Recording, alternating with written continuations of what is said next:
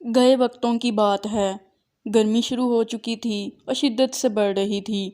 ہر انسان گرمی میں پسینے سے شرابور ہو رہا تھا اور یہی حال سبزیوں کا بھی تھا۔ گاؤں میں بہت سے کھیت تھے، ان کھیتوں میں کچھ سبزیاں اگی ہوئی تھیں۔ اچانک کسی کے چیخنے کی آواز آئی۔ ڈر کے مارے آلو میاں لیموں، ٹماٹر، بینگن، کدو اور مرچیں کٹھے ہو کر ایک ساتھ آواز کی طرف دیکھنے لگیں۔ انہیں پتا تھا کہ یہ آواز مغرور بھنڈی کی ہے۔ اسی وقت کھیت سے ایک لمبی اور سمارٹ سی بھنڈی آ نکلی۔ ہائے ہائے، کتنی گرمی ہے اور کتنی تیز دھوپ چمک رہی ہے۔ ارے ہٹو ہٹو یہاں سے آلو، ہر وقت آ کے کھڑے ہو جاتے ہو سر پر، اوپر سے اتنے موٹے ہو کہ بس۔ ارے میری طرح سمارٹ رہا کرو، خوبصورت رہا کرو۔ ارے ہاں، میں تو بھول ہی گئی، خوبصورتی تو تم لوگوں کو چھو کے بھی نہیں گزری، خاص طور پر آلو میاں۔ تم کتنے گندے رہتے ہو اور کتنے موٹے ہو، اور تمہیں کھانے والا بھی موٹا ہو جاتا ہے۔ ان ساری باتوں سے آلو کا دل بہت دکھا۔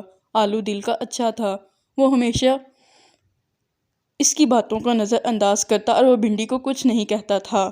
یہ بات ساری سبزیوں کو پتا تھی۔ بھنڈی بہت مغرور تھی، وہ ہمیشہ اپنے آپ کو خوبصورت سمجھتی تھی۔ وہ ساری سبزیاں بھنڈی کو پسند نہیں کرتی تھیں، جبکہ سب آلو کو پسند کرتی تھیں۔ بھنڈی کو یہ بات بہت بری لگتی تھی، اسے آلو سے بہت چڑ تھی۔ ایک دن آلو نے ساری سبزیوں سے کہا کہ بھنڈی سے میری صلح کرا دیں۔ وہ سب بھنڈی کی طرف چل پڑے۔ جب بھنڈی کو یہ پتا چلا تو بھنڈی نے ساری سبزیوں کو کھری کھری سنائی اور خوب بےعزتی کی۔ آلو کو اس کے موٹے ہونے کا طعنہ دیا، جس سے آلو میاں کا دل ٹوٹ گیا اور بھنڈی کو بہت بری بددعا دی۔ آپ لوگوں نے تو مشاہدہ کیا ہی ہوگا کہ اکثر جب آپ لوگ بھنڈی پکاتے ہیں، اسے اکیلا یا صرف گوشت کے ساتھ پکاتے ہیں۔